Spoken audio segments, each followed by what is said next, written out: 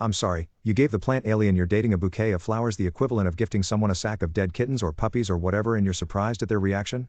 Well, when you put it like that. I stood in the doorway of Zix's apartment, watching helplessly as my date curled their fronds inward, their usually vibrant green epidermis turning a sickly shade of brown. The bouquet of roses I'd brought lay scattered across the floor, their red petals seeming to mock me with their cheerful color. I don't understand, I said, taking a hesitant step forward. I thought flowers were traditional for a 3-month anniversary. Zix's central stalk swayed, their respiratory pores emitting a sharp, acrid scent that filled the room. When they spoke, their voice modulator produced sounds that were practically dripping with horror. Those were living beings, Marcus. You mutilated them, severed their bodies while they were still alive.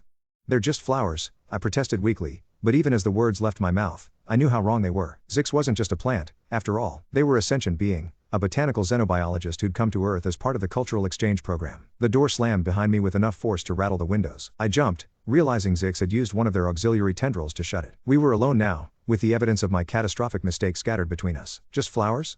Zix's voice modulator crackled with emotion. Would you gift me a bag of severed human fingers? Would that be romantic? That's different, I said, but my voice wavered. Was it really? How? Their fronds rustled agitatedly. Because they can't scream? Because you can't see their pain responses? Did you know that plants release distress signals when they're cut?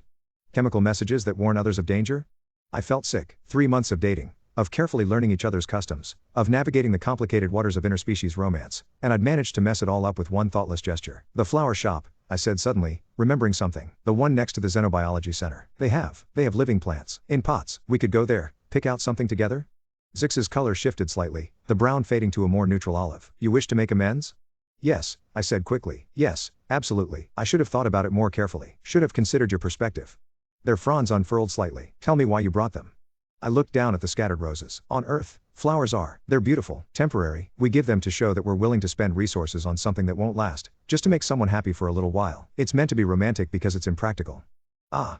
Zix's voice modulator produced a sound somewhere between a sigh and a rustle. On my world, we show affection by tending to each other's root systems, sharing nutrients, growing together. I moved closer, careful not to step on any of the fallen roses. Could you teach me? About your customs?